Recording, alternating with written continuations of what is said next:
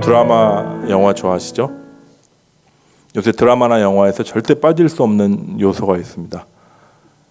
반전이라고 들어보셨죠? 예, 반전이 한 번만 나와도 좀 싱거운 그런 상황이 됐어요. 그래서 반전의 반전을 계속 거듭해야지 이게 좀 흥미진진하고 아주 재밌는 작품이 되는 것 같아요. 반면에 반전이 하나도 없으면 되게 밋밋하죠. 되게 싱겁고 재미가 없습니다. 오늘 우리가 함께 읽을 본문이 엄청난 반전의 드라마가 아닐까 싶어요. 무슨 드라마죠? 사울이 회심하고 바울이 되는 그런 드라마입니다. 그냥 사람이 좀 바뀌는 정도가 아니라 아예 정반대의 사람으로 순식간에 바뀌는 이야기예요. 그 반전이 일으킨 결과가 엄청납니다. 전 세계로 그리스도의 복음이 전파되는 그 엄청난 파급 효과를 일으켰다는 점에서 정말 반전 중에 반전이 아닐까 싶어요. 본문 1절과 2절 보니까 이제 사울이 위협과 사기가 가득해서 대제사장에게 찾아갑니다. 예수가 메시아라고 믿는 사람들, 그리고 예수의 길을 따르는 자들을 예루살렘으로 잡아오기 위해서요. 그러려면 이제 허락이 필요하니까 그 권한을 받으러 간 겁니다.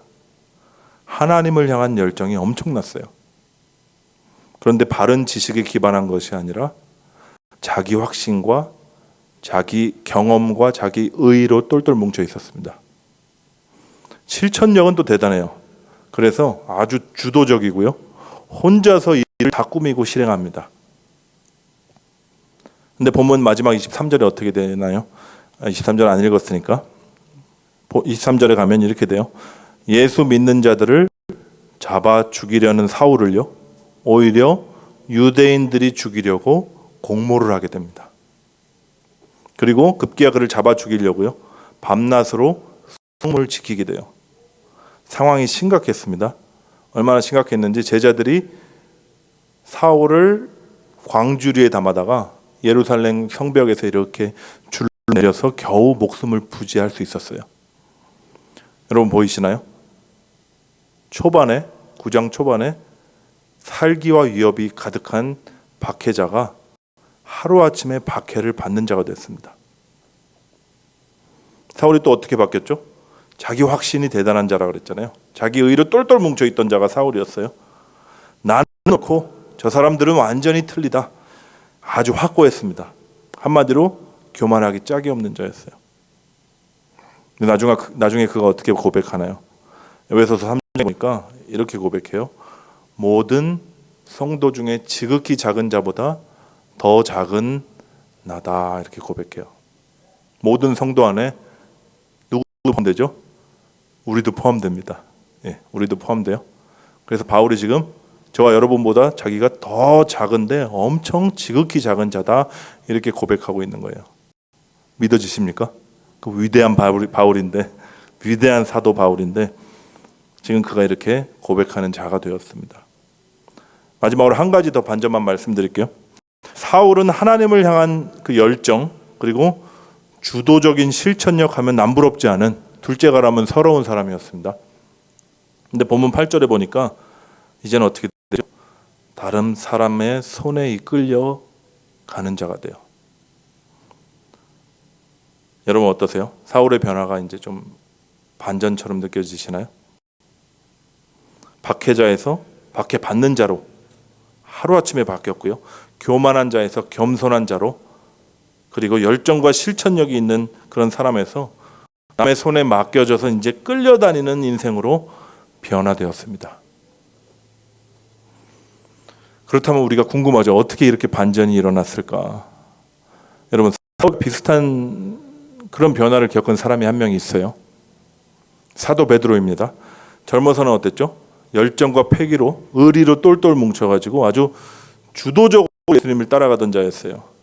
그렇지만 철이 든 다음에 남이 그에게 띠를 띄워서 원치 않은 곳으로 끌려다니는 인생으로 살았던 사람이 베드로입니다. 근데 이 베드로의 변화를 보면요, 우리가 좀 납득이 좀 가요. 그 과정이 있었습니다. 예수님과 오랜 관계가 있었고요. 또 예수님 말씀하셨죠. 오늘 닭 울길 전에 네가 나를 3번 부인할 거야. 주님의 말씀도 있었습니다. 그리고 그 말씀대로 자신이 그토록 사랑하던 예수님을 부인하던 그날 밤에 죽음을 통과하는 과정도 거쳤습니다. 자신의 모든 사역과 자신의 이제까지 주님을 따랐던 모든 의리와 열정과 모든 자신의 존재 자체가 좌절되어서 이제는 물고기나 잡으러 가야겠다 하고 떠나간 그 자리에 부활하신 주님 찾아오셔서 손잡아 입혀주시고 사명을 주시는 그런 장면도 우리는 압니다. 이 베드로의 변화에는 어떤 서사가 있어요.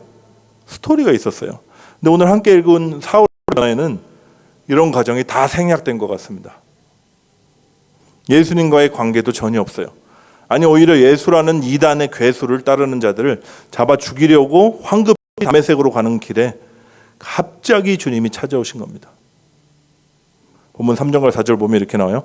사울이 길을 가다가 다메섹 가까이에 이르더니 호련히 하늘로부터 빛이 그를 둘러 비추는지라 땅에 엎드려져 들음에 소리가 있어 이르시되 사울아 사울아 내가 어찌하여 나를 박해하느냐 이렇게 나와요. 여기 이제 호련히 이런 단어가 이제 갑자기라는 뜻입니다. 예상도 전혀 못했던 일이었어요. 낌새도 전혀 못했습니다. 근데 갑자기 빛이 어둠 가운데 임한 거예요. 빛이 비추니까 어떻게 되죠? 어둠이 땅에 엎드러졌어요. 그때 말씀이 임합니다. 죽은 자였던 사울에게 하나님의 음성이, 아들의 음성이 들려온 거예요. 예수님이 이렇게 말씀하신 적 있죠.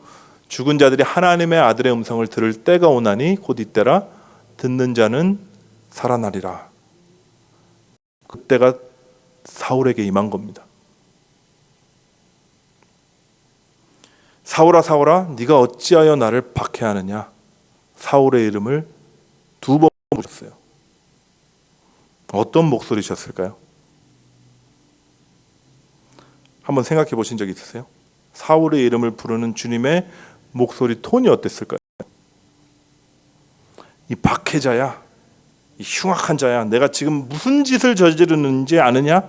이렇게 노를 바라는 그런 톤이었을까요? 아닐 것 같아요.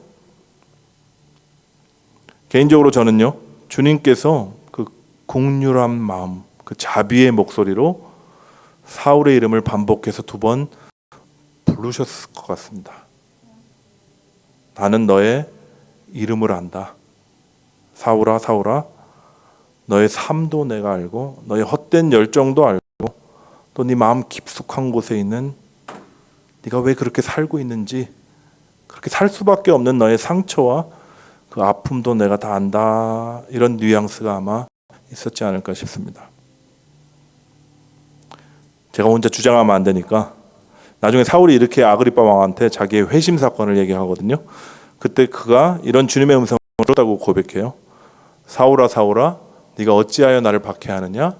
가시채를 뒷발질하기가 내가 내게 고생이니라. 가시채라고 이제 보는 게 당시 고대 농부들이 사용하던 그 막대기의 끝에 붙은 쇠촉이라고 합니다. 소를 몰 때 사용하던 쇠촉이요.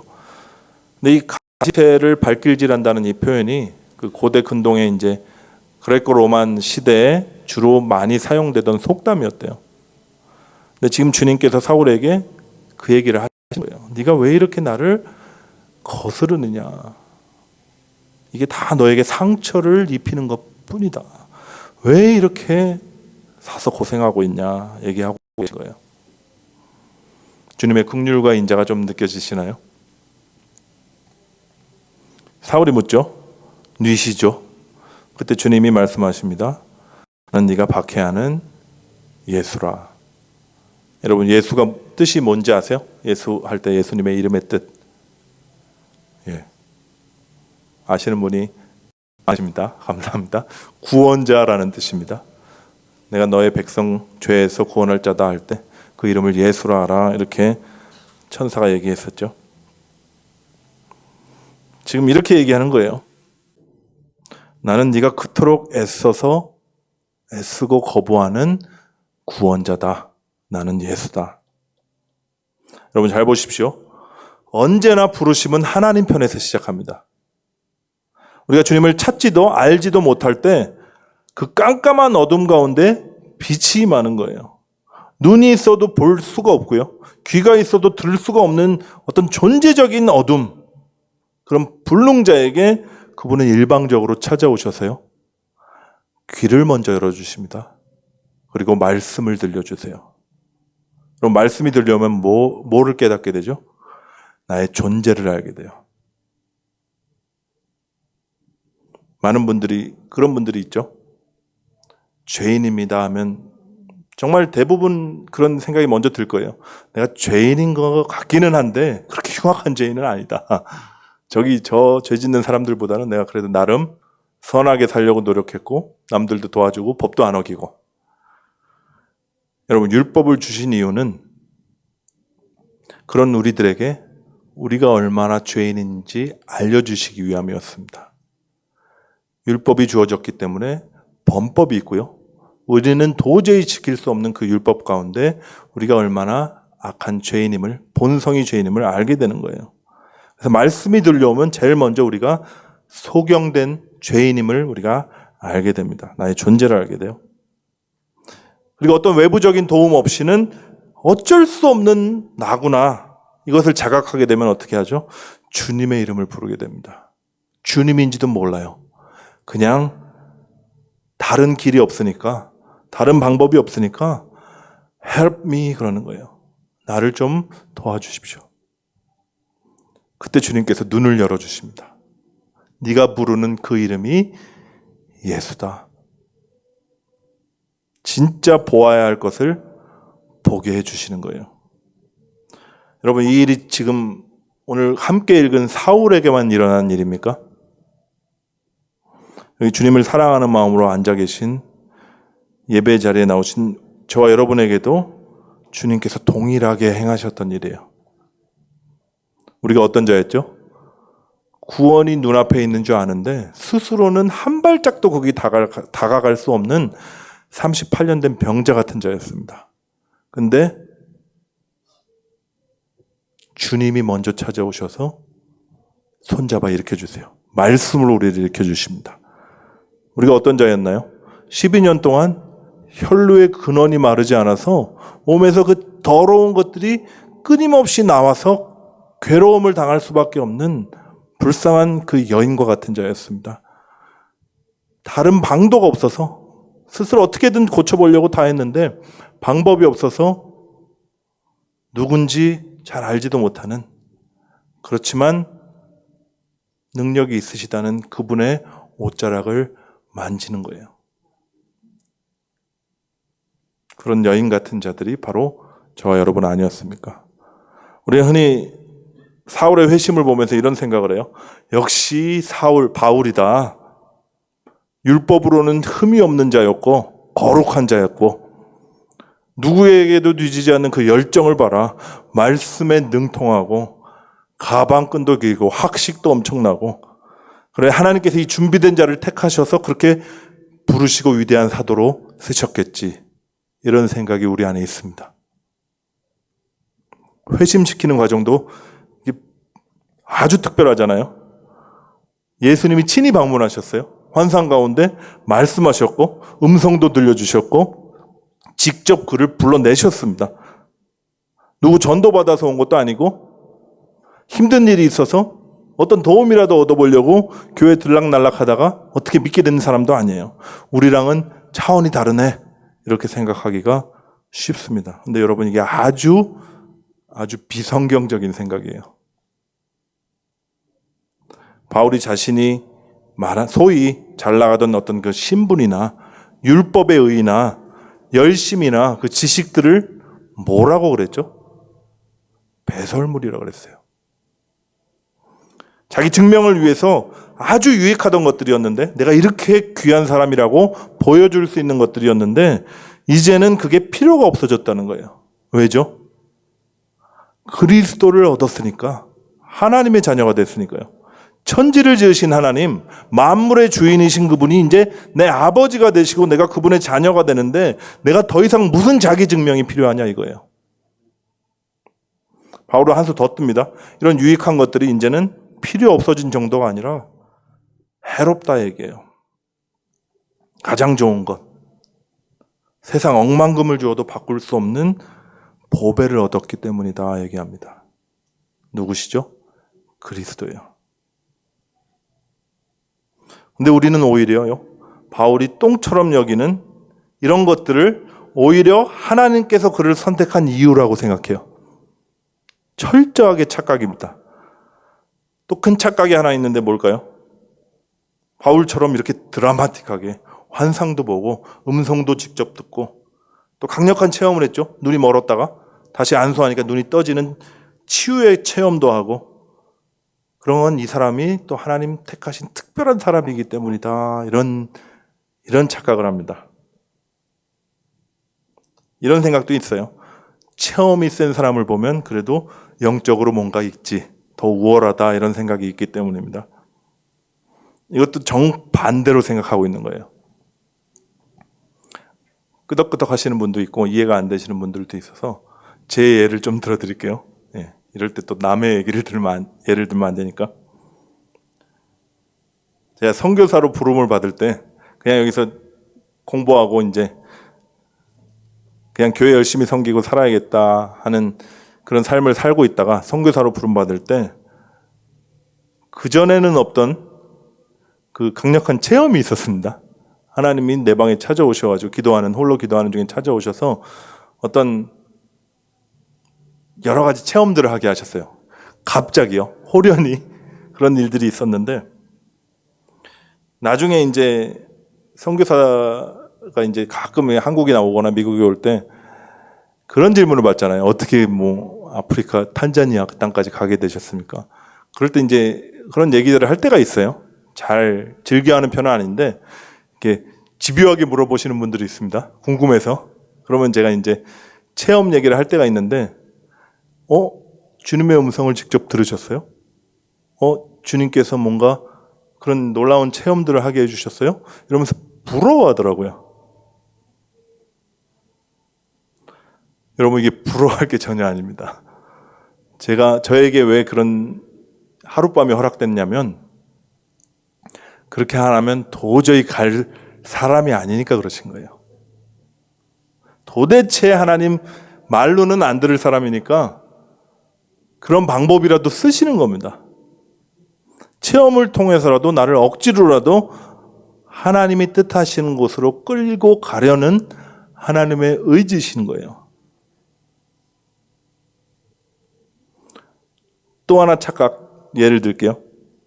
제가 공부를 막 하다가 학위를 받기 직전에 그걸 내려놓고, 어떤 분들은 그걸 어떻게 내려놓고 또 앞으로 가셨습니까? 이런 얘기를 하시면서 또 이런 얘기 하시더라고요. 그래도 학위는 받고 가시지. 그럼 하나님이 나중에 또 그걸 통해서 크게 쓰실 텐데. 여러분, 이것도 착각입니다. 제가 선교지에 갔더니 제가 공부만 진짜 오래 했거든요. 다른 걸 잘 못해서 다 아실 거예요. 저를 보시면.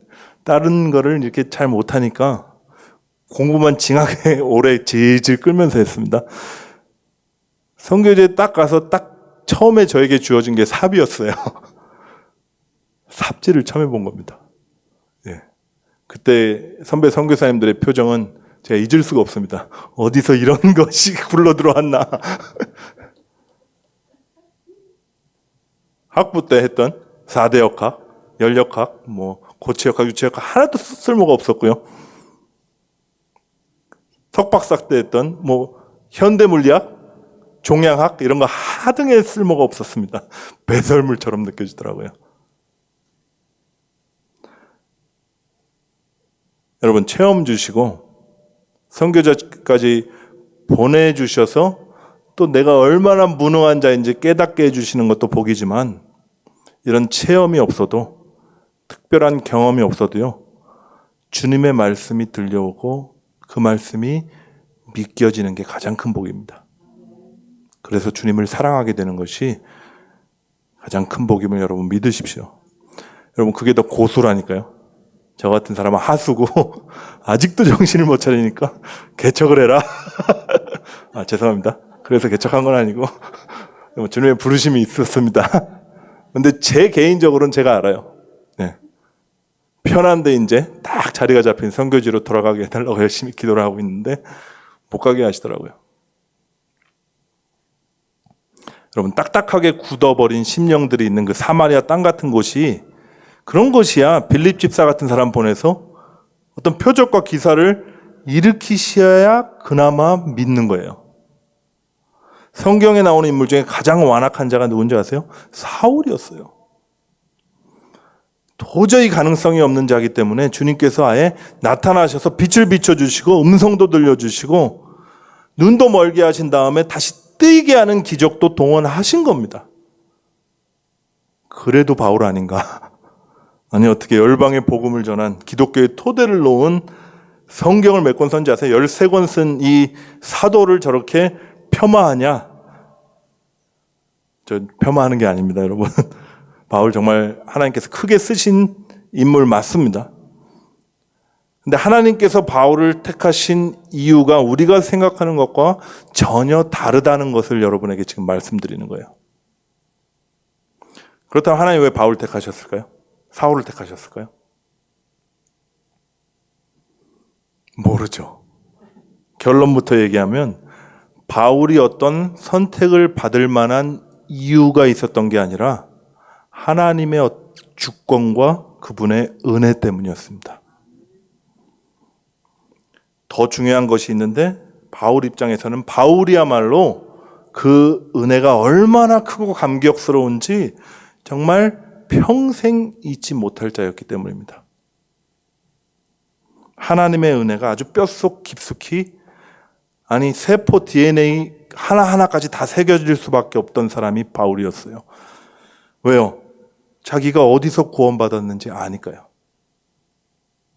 예수 믿는 자를 핍박했고 박해했으며 스데반을 돌로 치는데 가장 앞장섰고 포악하고 흉악하게 이를 데 없던 가장 부끄러운 그 자리에서 그가 건짐을 받았고 용서를 받았으니까요. 바울의 이 자의식이 있었습니다. 내가 어떤 자였는가? 그리고 나에게 베풀어 주신 하나님의 은혜가 얼마나 크고 위대한 것인가? 이 믿음이 있었어요. 이 자의식과 믿음이야말로 사울이 바울 되게 하고 바울이 바울로 살아갈 수 있게 하던 가장 큰 원동력이었습니다.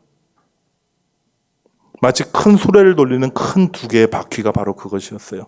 나를 바로 아는 것이었고 하나님의 은혜를 또한 아는 것이었습니다. 본문을 통해서 확인을 좀 해볼게요. 빛이 비추고 말씀이 임하자 사울이 어떻게 됐죠? 눈이 멀었습니다. 아무것도 보지 못했어요. 빛 가운데 자신이 어떤 영적 소경이고 죽은 자와 같은 그 실상을 알게 된 거예요. 드러난 겁니다. 그리고 그토록 열심히 열정적으로 달려왔던 그의 삶이, 자기의 의가 똘똘 뭉쳐서 살아왔던 그 삶이 눈이 감기니까 다 멈춰버렸습니다. 깜깜한 가운데 며칠이 지났죠. 3일이 지났다고 나와요. 주님께서 아나니아에게 나타나셔서 사울을 찾아가라, 안수해라, 그리고 그의 눈을 뜨게 해라. 그 장면에서 이런 말씀을 하십니다. 일어나 직가라 하는 거리로 가서 유다의 집에 5사람, 사울이라는 사람을 찾으라. 그가 기도하는 중이니라. 뭐 한다고요? 그가 기도하는 중이니라. 이 한 구절이 마음에 많이 남더라고요. 사울이 기도하는데 어떤 심정이었을까? 사흘이라는 시간 동안 무슨 기도를 했을까? 자기 열심으로 스데반을 죽이고 그리스도인들을 잡아가두던 그 여정들이 아마 주마등처럼 떠오르지 않았을까요? 그토록 열심히 예수 믿는 자들을 잡아서 핍박하고 박해했는데 그 예수가 메시아임을 지금 알게 된 거예요. 얼마나 충격이었을까요? 망치로 머리를 맞은 정도가 아니라 100톤짜리 해머로 머리를 두들겨 맞았을 그런 느낌이었을 것 같아요. 이게 도대체 무슨 일인가? 내 인생은 뭐란 말이냐? 정신이 하나도 없었을 거예요. 자신이 정말 참담하게 느껴졌을 겁니다. 구더기보다 못한 존재가 나 아닌가? 그렇게 느끼지 않았을까 싶어요. 여러분, 이 순간이요, 바울이 바울 되게 하는 가장 위대한 순간이었습니다. 그토록 능력 있고요, 그토록 위대한 사도로 쓰임을 받으면서 그가 교만함 가운데 넘어지지 않을 수 있었던 비결이 바로 여기에 있었어요. 나는 모든 성도들 중에 지극히 작은 자보다 더 작은 자다. 나는 사도라고 불리울 자격도 없는 자다. 나는 죄인 중에 괴수다. 이게 바울의 평생의 고백이 됐으니까요. 바울은 분명 알았습니다. 나는 질그릇 같은 존재이지만 이제 내 안에 예수가 담겼다. 나를 사랑하셔서 나를 위해 죽으시고 내 안에 부활하신 그 주님이 포악자요 흉악한 자로 살아온 나에게 찾아오셔서 나를 건져주시고 구원해 주신 그 주님이시다. 그분이 나의 보배고 나의 보물이다. 이런 고백이 그 바울을 향한, 사울을 향한 하나님의 뜻이었고 예정된 그분의 소망이었습니다. 오늘 함께 읽었죠. 15절에서 16절 보니까 아나니에게 이렇게 말해요. 가라, 이 사람은 내 이름을 이방인과 임금들과 이스라엘 자손들에게 전하기 위하여 택한 뭐라고요? 나의 그릇이라. 그리고 이렇게 얘기하죠. 그가 내 이름을 위하여 얼마나 위대한 일을 하는가 보라. 그러지 않고요. 얼마나 고난을 받아야 할 것을 내가 보이리라. 여러분, 이 말씀은요, 사울뿐 아니라 저와 여러분을 향하신 예수님의 뜻이고 그분의 소원입니다. 닭살 돋는데 이 시간에 자기 이름을 넣어서 제가 뭐 이런 거 별로 안 좋아하는 사람인데 닭살이 좀 돋아도 한번 해보면 좋을 것 같아요. 그래서 자기 이름을 넣어서 한번 같이 큰 소리로 읽어보겠습니다. 용구는 내 이름을 이방인과 임금들과 이스라엘 자손들에게 전하기 위하여 택한 나의 그릇이라. 그가 내 이름을 위하여 얼마나 고난을 받아야 할 것을 내가 그에게 보이리라. 여러분, 저와 여러분은 그릇이래요. 보배를 담은 질그릇이요. 생명을 담은 껍데기란 얘기입니다. 마치 달걀이나 오리알처럼요. 여러분, 껍데기 기능이 뭐죠? 우선은 생명을 보호하는 기능이 있죠. 딱딱하니까. 근데 더 중요한 기능이 있습니다. 뭐냐면 때가 되면 깨져서 그 안에 생명을 나타내게 하는 것입니다. 저희 함께 또 예배드렸던 베이스를 치다가 간 우리 정민 형제, 우리 MK 김정민 형제의 아버지가 오리 이제 사역을 좀 하셨었어요. 지금은 오리가 잘 안 돼서 또 닭을 또 열심히 키우고 계시지만, 근데 그때 이제 부화기를 하나 사시고 놀 데가 없으니까 저희 윗집에 살았거든요. 아파트 베란다에 부화기를 딱 놨습니다. 그리고 날마다 몇 마리가 태어났네 엄청 이렇게 자랑하시고 기뻐하셨어요. 네, 그게 이제 일과의 큰 기쁨이셨던 것 같아요. 근데 저한테 이런 얘기를 하시더라고요. 죽는 오리들이 꽤 있대요. 잘 부화가 안 되는 오리들이 있는데 가끔은 살아는 있는데 이 뚜껑은 열렸는데 그 뚜껑을 못 들어가지고 안에서 뭔가 꿈틀꿈틀하는 애들이 있대요. 근데 그때 직접 가셔가지고 그 뚜껑 열린 깨진 부분을 이렇게 열어주면 살고, 그리고 놔두면 죽는답니다. 왜냐하면 자기 힘으로는 그걸 들어올릴 능력이 없으니까요. 너무 빨리 열어줘도 죽고, 왜냐하면 아직 보호가 필요한 시기인데 너무 늦게 열어줘도 죽는답니다. 저는 그 얘기를 들으면서 그런 생각이 나더라고요. 하나님이 우리의 깨어짐을 방관하는 분이 아니시구나. 그분은 너 이놈 빨리 깨져서 너 안에 있는 생명이 나타나서 나의 사명을 완수하라 이렇게 하시는 분이 아니라 하나님께서 허락하시거든요. 그 허락하신 고난 가운데 그분은 함께 하시고 함께 신음하시고 함께 우시고 또 껍데기를 이렇게 들어 올려주시는 거예요.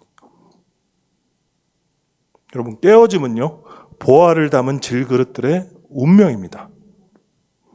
이게 생명을 담은 모든 알 껍데기들의 운명이에요. 저와 여러분은 그 깨어짐을 위해서 부르심을 받은 겁니다. 그래서 지금 이렇게 힘드신 분들도 있는 거예요. 그가 내 이름을 위하여 얼마나 고난받아야 할 것을 내가 그에게 보이리라. 여러분, 이게 주님이 허락하신 생명의 길입니다.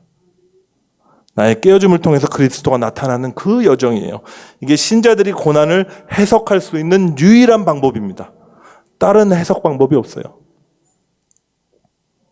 여러분, 하나님께 쓰임받고 싶으십니까? 여러분, 부자가 될 필요 없습니다. 그래도 기왕이면 다홍치 말하고 내가 부자가 돼서 부의 희동의 통로로 선교에도 많이 쓰고 그렇게 쓰임받을 수 있지 않나. 여러분, 하나님은요, 만물을 소유하신 주인이세요. 지식이나 지위 필요 없습니다. 저는 분명하게 열심히 되도 않는 거지만 하여튼 지식을 쌓아봤는데 쓸모가 하나도 없더라고요. 그렇다고 공부하지 말라는 얘기는 아니고. 여러분, 주님께서는요, 가장 약한 자들을 택해서 스스로 강하다고 자부하는 자들을 부끄럽게 하시겠다고 분명하게 말씀하셨어요. 그럼 우리 어떻게 하면 되나요? 우리가 어디서 구원받은 자인지 잊지 않으면 됩니다. 하나님을 알지도 못하고 찾지도 않던 그 자리에 우리 주님 찾아오신 것을 우리가 잊지 않으면 돼요. 나를 창조하신 분이시거든요. 나를 낳으신 분인데 그 주님을 전혀 인식하지 않고 내 스스로 옳다고 자부하면서 살던, 나만 알고 살던 그 배은망덕한 자리에서 나를 구원하여 주신 주님이십니다. 오직 뭐예요? 전적인 그분의 선택과 은혜로요. 여러분, 이 사실만 잊지 않으면 됩니다. 그리고 여러분, 잘 믿으면 돼요. 뭘 믿죠? 주님의 부르심, 그 부르심이 그분의 은혜였듯이 그분이 우리를 인도하시는 곳이라면 그것이 가장 좋은 길이라는 것을 믿는 거예요. 악한 세상 가운데 때로는 넘어지죠. 때로는 고난 가운데 우리가 힘들어하지만 이 모든 과정은 나를 연단하고 나를 깨뜨리심으로 말미암아 내 안에 있는 그리스도의 영광이 나타나게 하려 하심이구나. 우리가 믿으면서 그냥 가면 되는 겁니다. 그러면 돼요. 주님이 일하십니다. 그럼 내가 과연 바울처럼 쓰임받나? 위대한 일을 할 수 있나? 나는 이렇게 작고 초라한데. 여러분, 이런 생각도 이제 버리십시오. 이게 불신이에요. 하나님이 우리의 어떠한 자격이나 어떠한 능력 때문에 우리를 택하신 게 아니라니까요. 우리를 부르신 것도 아니고 이제는 내가 너를 통해 나타나겠다 하시는 거예요. 제가 탄자니아에 부르심 받고 혼자 이제 답답한 마음이 있을 거 아닙니까? 가본 적도 없고 또 어떻게 살아야 될지도 막막하고. 그래서 교회 가서 기도하고 있는데 주님께서 제 마음속에 분명하게 이런 감동을 주셨어요. 네가 앞으로 밟게 될 땅에 탄자니아에 있는 그 사람들은 지극히 작은 자들이다. 그렇지만 너는 그들을 선교의 대상으로 여기지 말라. 그들은 이 마지막 때에 예수 그리스도 다시 오실 길을 예비하기 위해서 내가 준비해 놓은 나의 용사들이다. 이렇게 말씀하셨어요. 저는 아직도 그걸 믿습니다. 가장 가난한 땅에 가장 작은 자로 세상에서는 누가 봐도 초라하기 그지없지만 그들이야말로 주님께서 마지막 때에 하나님의 영광을 위해서 주님 다시 오실 길을 예비하는 자로 중보자들로 세우기를 원하는 하나님의 그릇들이라는 것을 저는 지금도 믿어요. 이 시간 함께 찬양하고 기도하실 텐데 우리 찬양하실 때 다시 그때로 돌아갔으면 좋겠습니다. 우리가 주님을 알지도 찾지도 않을 때, 우리가 죄인 되었을 때 그리스도께서 우리를 찾아오신 그 은혜, 그 감격 다시금 우리가 생각하면서 함께 찬양하고 함께 기도하고 예배 마치도록